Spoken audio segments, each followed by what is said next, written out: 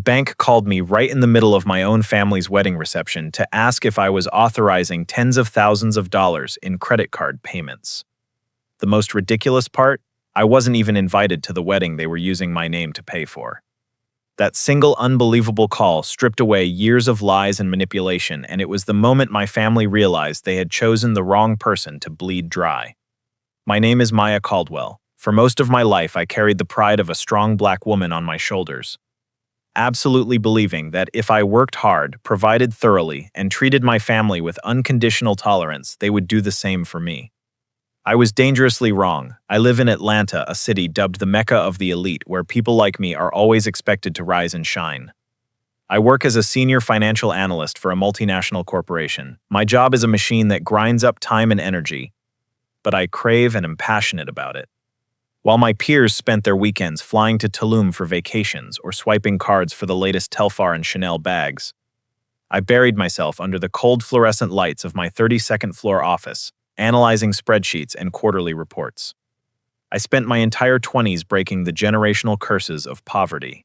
I lived modestly in a neat little apartment, drove a car that was paid off long ago, and poured all my dedication into building a perfect credit score and a solid retirement fund. However, all of my iron discipline became a goldmine for the Caldwell family. I carried the stereotype of a strong black woman like a badge of honor, but in reality it was a life sentence. In our culture, there is an unwritten rule. You have to take care of your village. And I, naively and devotedly, believed that my family was that village. Whenever anyone in the house needed a lifeline, I was always the first person they called. My father, Marcus, once failed in a risky business venture.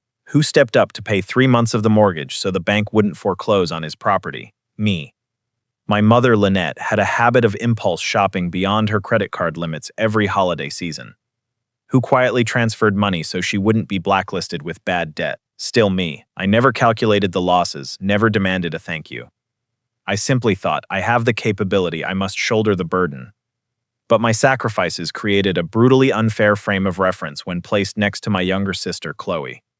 Chloe was an entirely different reality. She was the true golden child, possessing dazzling, captivating beauty, and yearning to live like a social media star. While I had to work 3 extra jobs to pay off my student loans, my parents borrowed from everywhere to buy Chloe a brand new car the moment she entered college, just because she couldn't ride the bus. It was too humiliating. My parents always enveloped Chloe in an absurd bubble. When she constantly hopped jobs, spent recklessly, or plunged into toxic relationships, they justified it by saying, Chloe has an artistic soul, she is in the process of finding herself. Whenever Chloe made a mess, my parents rushed in to clean up the aftermath, and the money for that cleanup, ironically, was frequently pulled from my pocket. I was expected to be a boulder, not allowed to cry, not allowed to break down, not allowed to demand comfort. If I made a small mistake at work, my father would grumble that I wasn't trying hard enough. But if Chloe burned a dinner, the whole family would laugh it off, and my mother would order takeout from the most expensive restaurant to console her. Over time, an invisible but razor-sharp boundary was erected. I was the invisible provider, only valuable when the family needed money or a problem solver. While Chloe was the heart of the family, born to be loved unconditionally, I used to swallow my tears of self-pity, trying to suppress my jealousy and telling myself that it was just a difference in treatment that an eldest sister had to accept. I believed that as long as I continued to be useful, I would still have a place in this family. But then, a few weeks before everything blew up, the atmosphere suddenly changed in a chilling way. The coldness started from the smallest details. My parents stopped calling me every Sunday morning, a habit of 5 years. Regular family dinners were continuously canceled with hollow excuses. Dad's back hurts or Mom is busy cleaning the house. The messages I sent to Chloe were often ignored or only responded to with indifferent emojis after dozens of hours. When I proactively offered to drop by the house to bring Mom some nutritious food, she hurriedly declined. No need, Maya. The house is really messy right now. You're already tired from work, just rest. It was a calculated silence, an intentional isolation. But caught in the frantic spin of end-of-month financial reports, I simply thought they were busy with their own lives. I lied to myself, using work as a shield so I wouldn't have to admit a truth that was gnawing at me. I was being isolated. I continued to sign off on multi-million-dollar contracts at the company, completely unaware that outside those glass office doors, The people sharing my bloodline, the ones I trusted the most, were secretly staging a spectacular scam. They were sharpening a knife, preparing to cut all ties and push me into a play where I was not family, I was just a stolen wallet. The truth always has a wildly ironic way of appearing, usually in the moments you are least guarded. It was a typically stifling Tuesday afternoon of an Atlanta summer. I got off work earlier than usual and decided to swing by my parents' house to pick up some important packages that were accidentally sent to my old address. As my car rolled up the familiar gravel driveway, I noticed the house was empty. Both of my parents were out. I used the spare key under the fern pot to unlock the door and stepped inside. The moment I crossed the threshold, a strange premonition washed over my mind. The house had a faint scent of vanilla candles mixed with a messy, rushed atmosphere. Scattered haphazardly on the living room sofa were rose gold silk ribbons. A few designer wedding dress magazines were flipped open, and lace swatches were strewn across the glass coffee table. At first, I just shook my head in exasperation, thinking Mom and Chloe were putting together some nonsense birthday party or launch event to show off again. I walked straight into the kitchen. Lying around on the marble kitchen island was a stack of half-opened mail. I only intended to look for envelopes with my name on them, but my eyes were stopped dead by a pale cream envelope made of expensive, thick cardstock, embossed with the gleaming gold logo of the St. Regis Buckhead, one of the most luxurious event centers and hotels in Atlanta. The envelope was torn halfway open, causing an invoice printed in elegant italics to slide out. I don't usually snoop through other people's things, but the bold name at the top pinned my eyes: Bride Chloe Caldwell and Groom Julian Vance. My heart skipped a beat. My hand instinctively reached out, pulling the invoice entirely out of the envelope. My eyes skimmed quickly over the items. A premium champagne tower, a 3-course dinner with lobster and prime tenderloin, sculpted ice art, a 12-piece symphony band, a team of imported fresh floral designers, and the grand total at the bottom of the page was so large it made my head spin.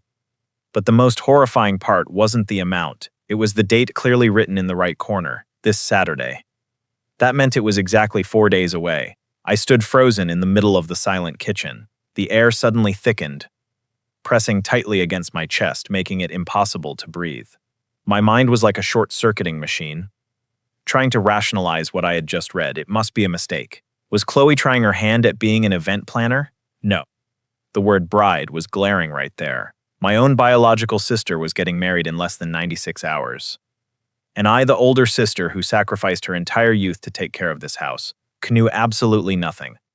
It took me several minutes to gather enough strength to pull out my phone and dial my mother's number.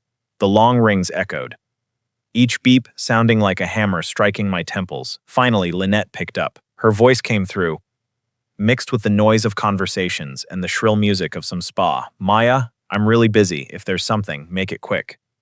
My hand holding the phone trembled violently, but I forced my voice to stay as calm as possible. "Mom, is Chloe getting married this weekend?"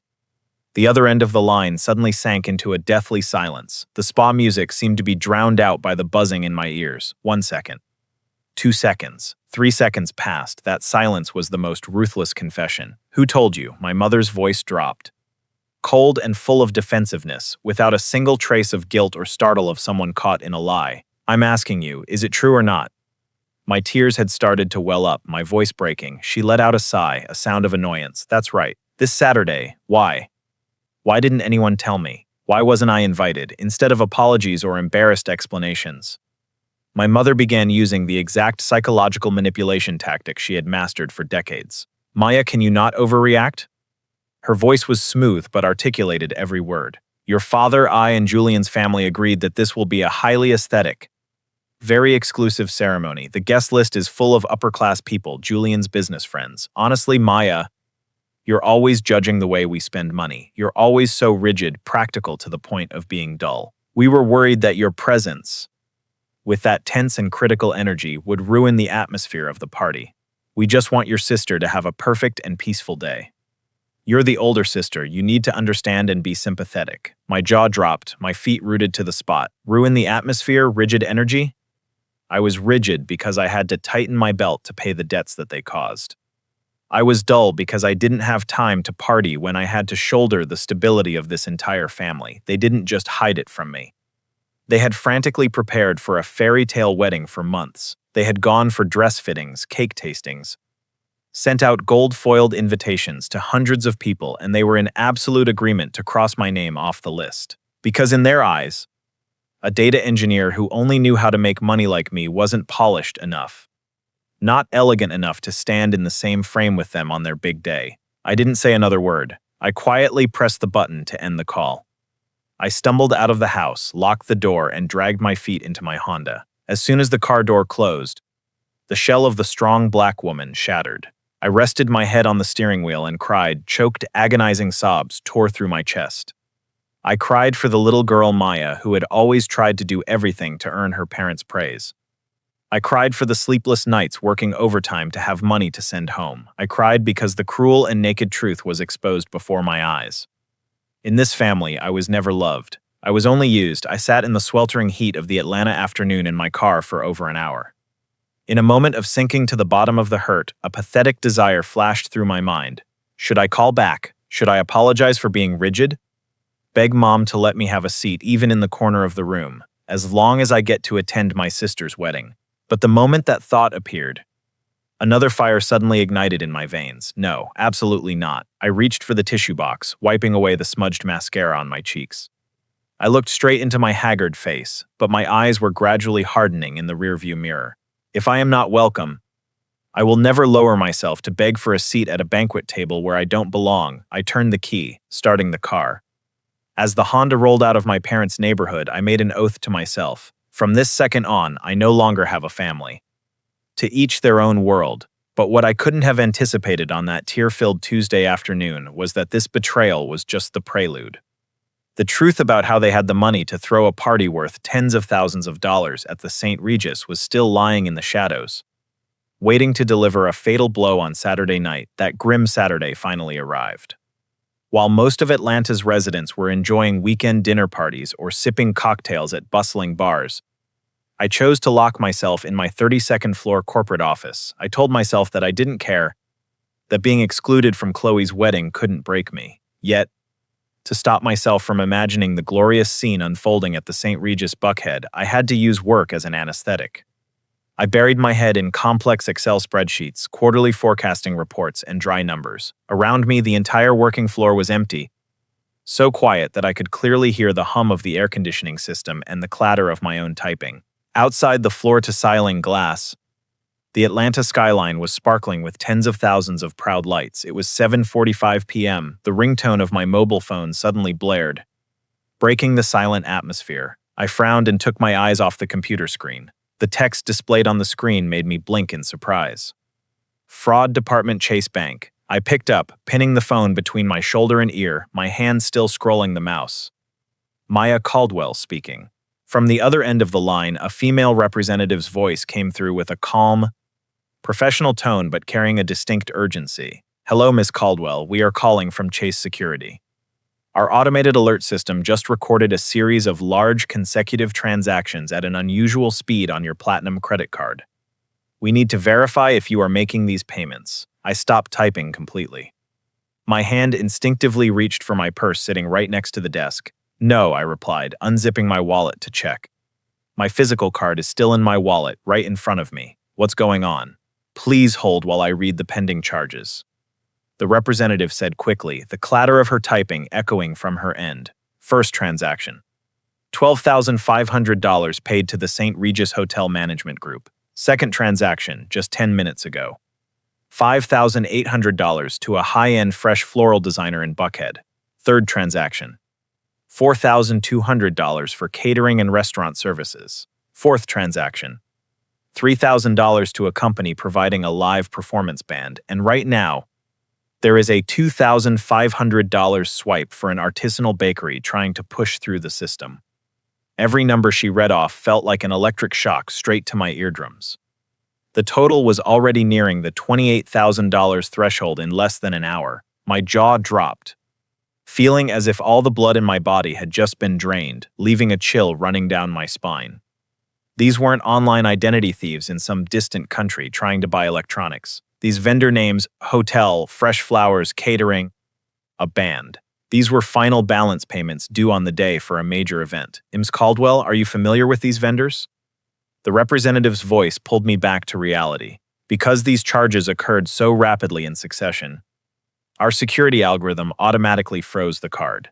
The last two payments were declined, and currently, the cardholder is continuously manually re-entering the CVV security code to force the system to approve. My heart pounded in my chest, so hard I felt it was about to burst. My mind was spinning, piecing the facts together. Today is Saturday.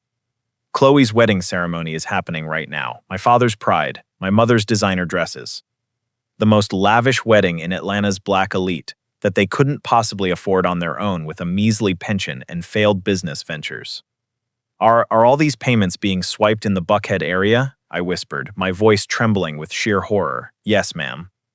The GPS locations from the PS terminals are all originating from the same hotel area. In that moment, I didn't feel sad.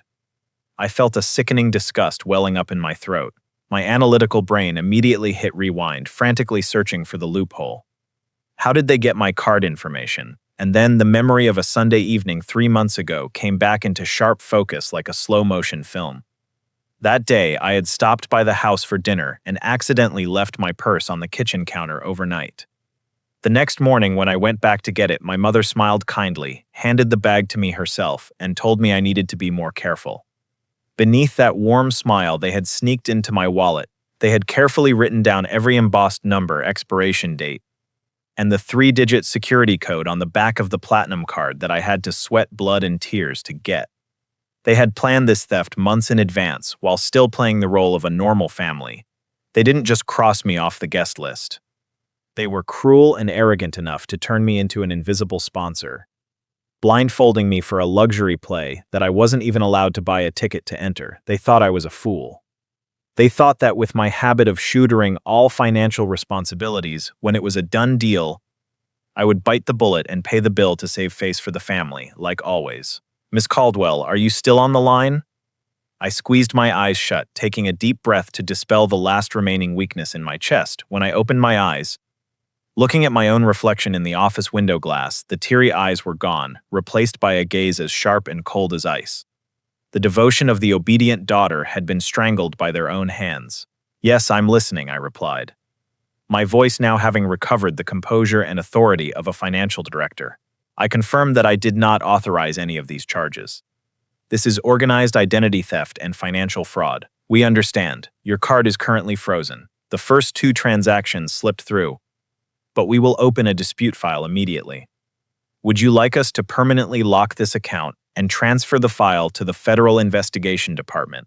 Lock it down tight. I gritted out every word without a hint of hesitation. Lock down every channel. Don't let even a single cent get pushed through the system. And email me the entire fraud investigation file. I will cooperate and provide all evidence. Understood, ma'am. The service vendors on site are currently being denied payment. There will be an incident at their point of sale. That is not my problem. I replied coldly. I hung up, placing the phone on the desk. In the silent office, I leaned back against the leather chair, interlacing my hands. The clock read 8 p.m. This is exactly when the post-wedding reception begins serving the main course. I could picture perfectly what was happening less than 10 miles away from me. The card swiper flashing a red error. The restaurant manager frowning. The florists starting to rustle about, packing up. My parents panicking, sweating profusely in their expensive formal wear, trying to use forced smiles to cover up the truth that their lifeline named Maya had just officially sunk. Karma doesn't have to wait until the next life. Tonight, I will bring it down myself right in the middle of their banquet table. The phone on my desk had its screen turned off for barely 15 minutes before it vibrated violently again. This time it wasn't the Chase Bank switchboard number, but an unknown number with a Buckhead area code. I smirked slightly, picked up the crystal glass containing a bit of filtered water, took a sip, and let the phone ring to the 3rd chime before slowly swiping the screen to answer. Hello, am I speaking with Ms. Maya Caldwell? A male voice rang out. His tone tried to maintain a professional politeness, but I could clearly hear the tension and the faint noise in the background. Speaking, I answered, my tone indifferent. Great, I am Richard, the event manager at the St. Regis. We are currently experiencing a slight issue with the payment system for the wedding reception of Ms. Chloe Caldwell and Mr. Julian Vance. The credit card provided by Mr. Marcus Caldwell, bearing your name, was just continuously declined by the system for the final balance payment. Since your phone number is listed on the secondary guarantor profile, I am calling to ask if you can provide another card or be present at the hotel to handle it in person. We need payment right now to continue serving the main course. I let the silence drag out for a full 5 seconds. I wanted him to feel the weight of what I was about to say. Mr. Richard, I spoke. Slowly and as cold as an ice blade. I am nowhere near the St. Regis. I was also not invited to that wedding, and most importantly, I never signed any authorization papers to pay for this event. My card was subjected to identity theft. My bank has now frozen the account and is preparing the file to transfer to the Fraud Investigation Bureau. A choked gasp came from the other end of the line. Panic instantly broke through the manager's polite facade. What did you say? Identity theft? But Mr. and Mrs. Caldwell promised, he stammered, his voice trembling as he realized he was standing in the middle of a multi-tens of thousands of dollars financial fraud right inside one of Atlanta's most prestigious hotels. They lied to you, and they stole from me, I articulated every word clearly. I advise you to call security right now, because that family doesn't have a single cent to pay you. I didn't wait for his response and hung up straight away. Sitting safely in the silent office on the 32nd floor, I closed my eyes and let a financial analyst's imagination paint the picture unfolding 10 miles away. Karma isn't an abstract concept belonging to the afterlife. Tonight, it's moving at the speed of a disconnected internet line. From what I later learned through the investigation files, the scene at the St. Regis at that moment was the exact definition of an epic disaster. In the banquet room overflowing with imported white roses and magnificent crystal lights, 300 guests from Atlanta's black elite, including judges, bankers, and powerful friends of the groom Julian's family, were raising their glasses in a toast. But behind the kitchen doors, an embargo had been issued. The serving staff abruptly halted, refusing to bring the prime tenderloin and truffles to the tables. The 12-piece symphony band, upon receiving a cutoff signal from the manager, stopped playing the romantic ballad midway, leaving an awkward silence and whispers beginning to rise across the room. The florists even started shuffling into the hall, preparing to reclaim the expensive floral arrangements. And in the corner of the room, my parents, Marcus and Lynette, were surrounded by the hotel manager, the head chef, and 4 massive security guards. Just 20 minutes after the manager's call, my phone started blowing up. My father, my mother, Chloe. Dozens of missed calls flashing continuously on the screen like a red alert. I let them ring until the 15th call popped up. Then I swiped to answer, immediately putting it on speakerphone. From the other end, a chaotic mess of sound hit my ears. Arguing, crying, and my father's voice roaring like a cornered animal. Maya, what the hell did you just do? Call the bank and unlock the card right now. I leaned back in my leather chair, took a sip of water, my voice so nonchalant it was cruel. Hi, Dad. Is the family's intimate and highly aesthetic party going well? You're crazy, my father screamed until his voice cracked. The hotel security is about to call the police. They stopped serving food. Julian's parents are standing right over there, looking at us like scammers. Are you trying to drag this family's name through the mud? My mother snatched the phone, her voice hissing full of sheer panic and venom. Maya, you make hundreds of thousands of dollars a year. Would it kill you to cover this expense? We only temporarily borrowed your card information because our limit was maxed out.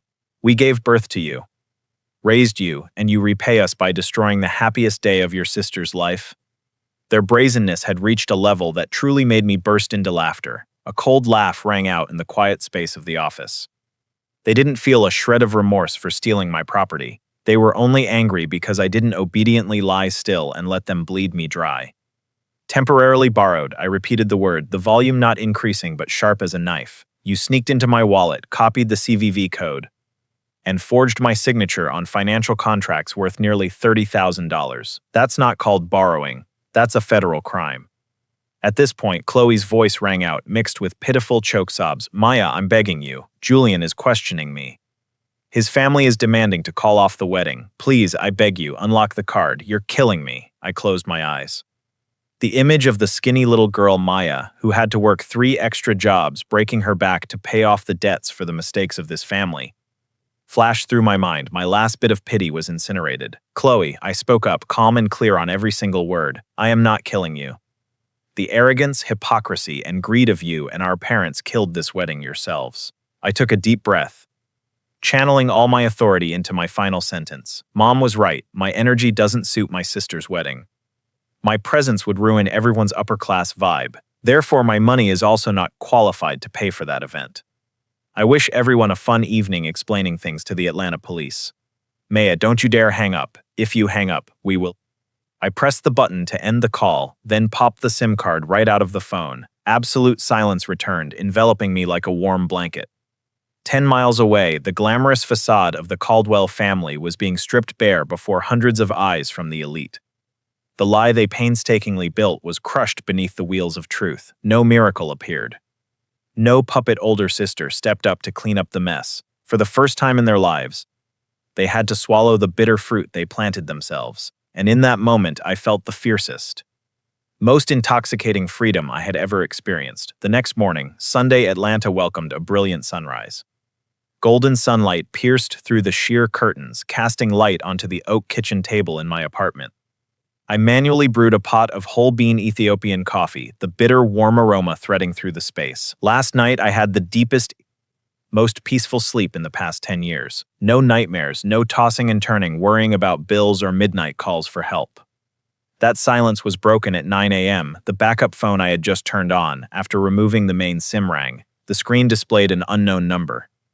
I took a sip of coffee, slowly pressing the answer button. "Are you satisfied now, you bitch?" The roar of my father, Marcus, echoed through the phone speaker, hoarse and groaning like a beast pushed to a dead end.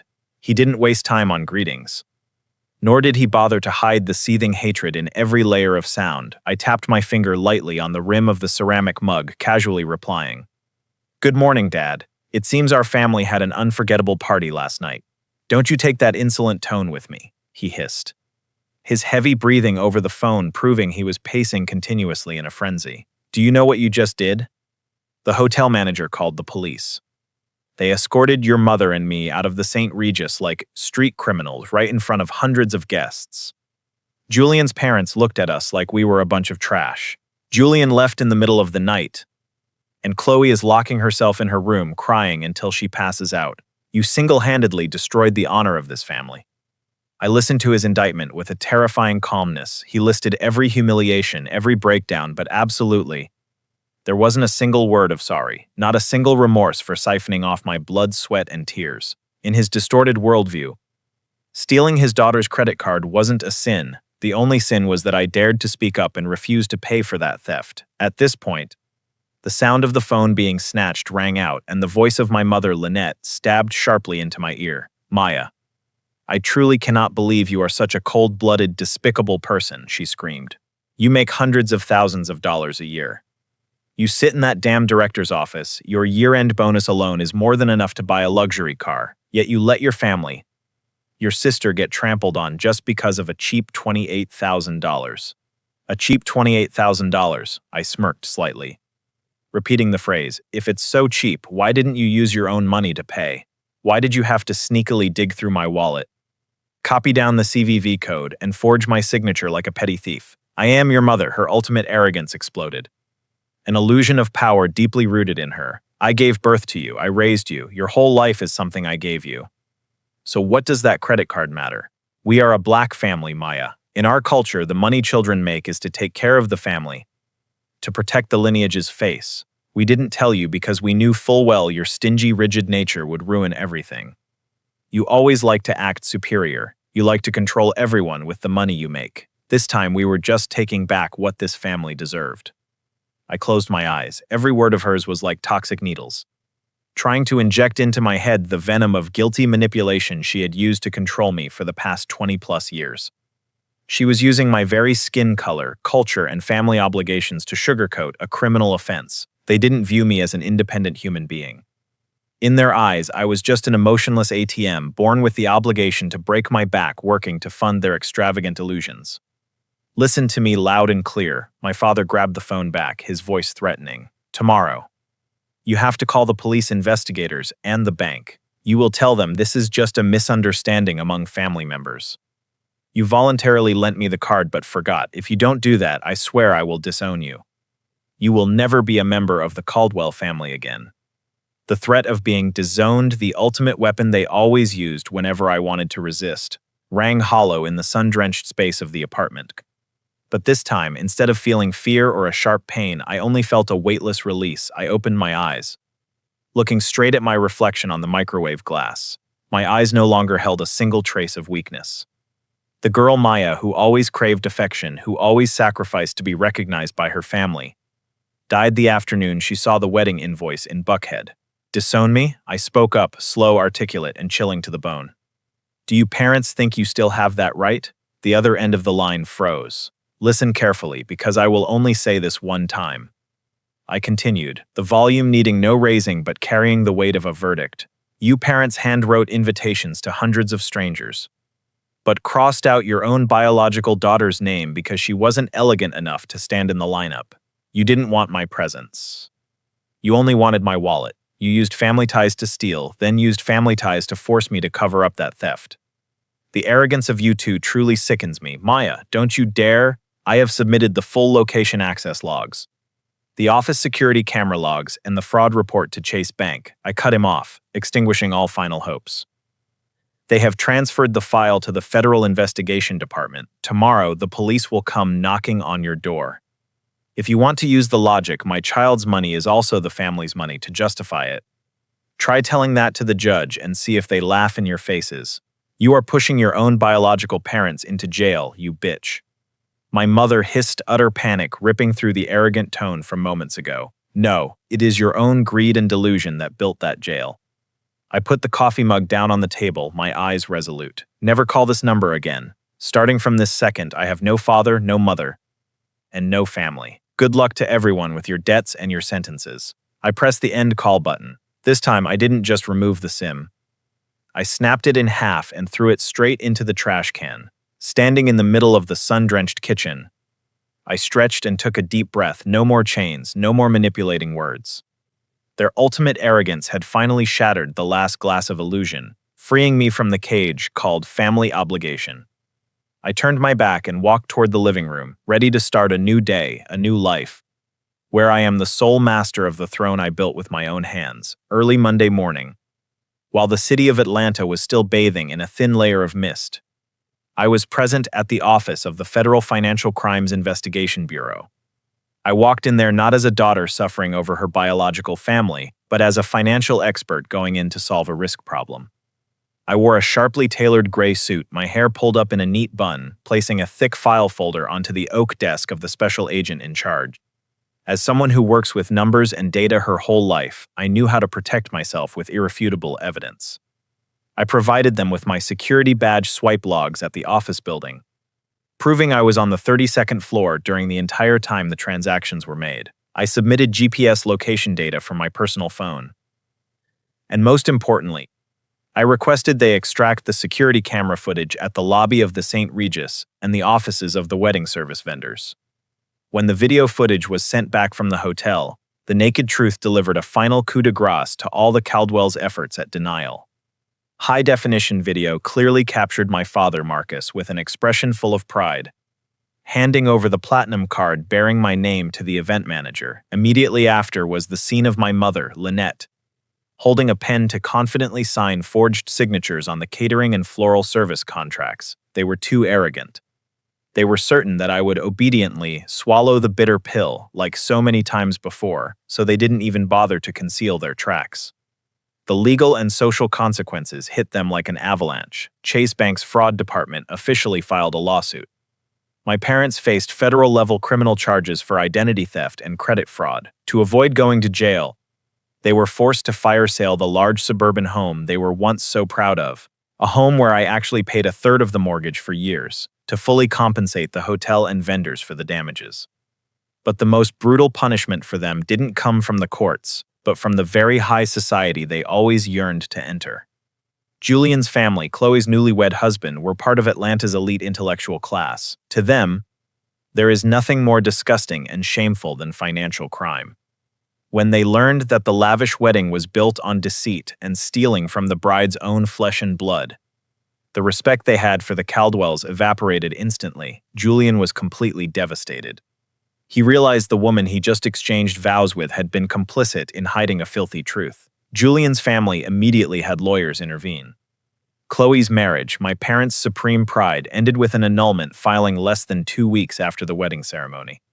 From an heiress about to step into the upper class, Chloe became a laughingstock at tea parties and gossip circles among Atlanta's wealthy. Her cosmetics brand also died in the cradle because no investor wanted to be associated with a name tainted by fraud. When the truth was fully exposed, the rumor mill started churning. The aunts, uncles, the relatives who used to chime in with my parents, who used to think I was a heartless, jealous daughter, finally opened their eyes. They called me one by one. This time, there were no manipulative words or coercion. They called to cry, to apologize for their cowardly silence during all those years of watching me being exploited.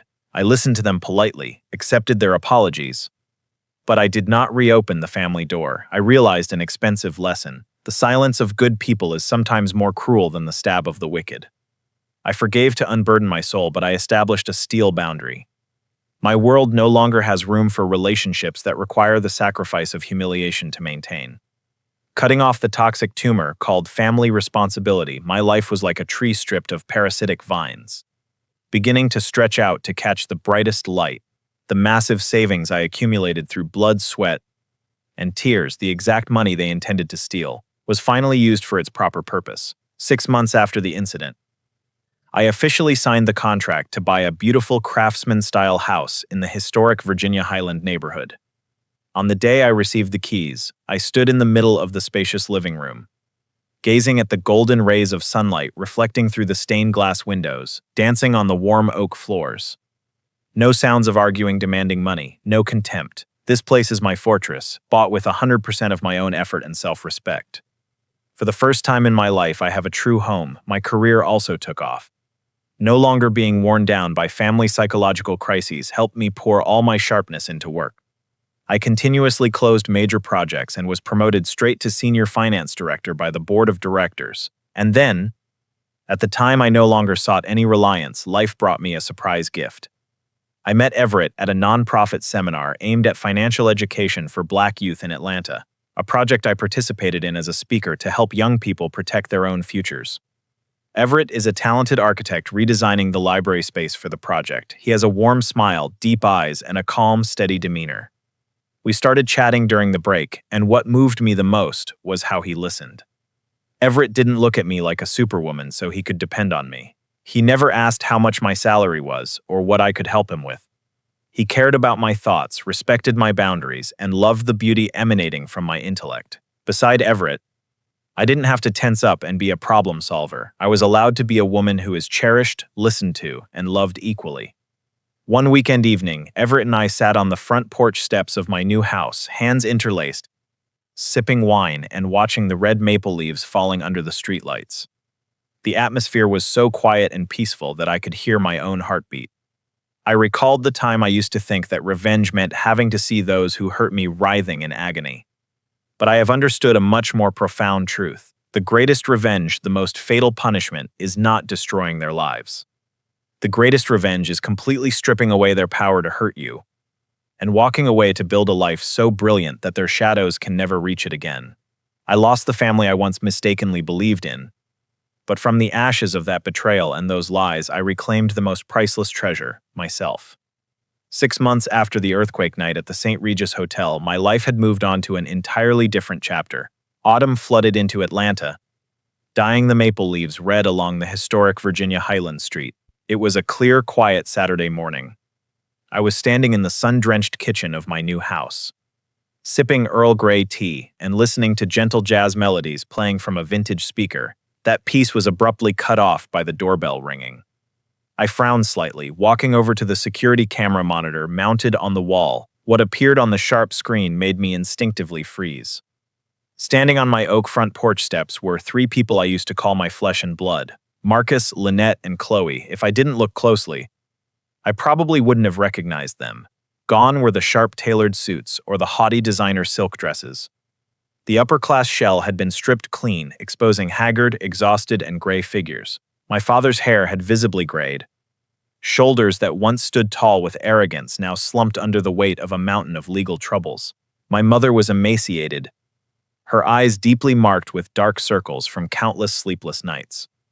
and Chloe, the proud princess of the past, looked like a faded shadow in an oversized coat, her face puffy and lifeless. I unlocked the deadbolt, slowly pulling the heavy wooden door open, but absolutely did not step back to make way for them to come inside.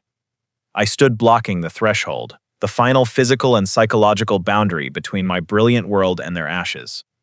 The silence lasted for a full minute. None of them dared to look me straight in the eye. Finally, Markin, who screamed and cursed at me over the phone half a year ago, cleared his throat softly, breaking the suffocating atmosphere.